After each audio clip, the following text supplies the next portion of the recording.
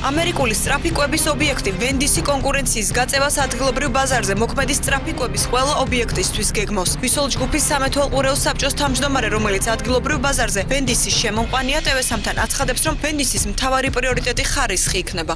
ისე მოხდა, რომ გამოვიდა ყველაზე დიდი რესტორანი სოფლიოში.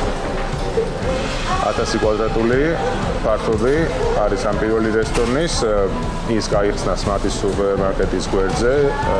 ჩვენ ვენდისთან ერთად დამოუკიდებლად დავამუშავეთ რამოდენიმე ახალი კონცეფცია და სხვადასხვა ძალიან მიხარია, რომ მათგან თანხმობა მივიღეთ ამასთან დაკავშირებით.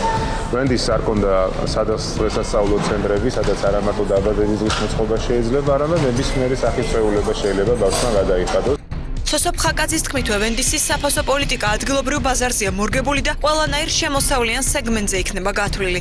ფასები იქნება ძალიან დემოკრატიული. რაღაც 3 ლარის ფარგლებში ცოტა მეტი, ცოტა ნაკლები.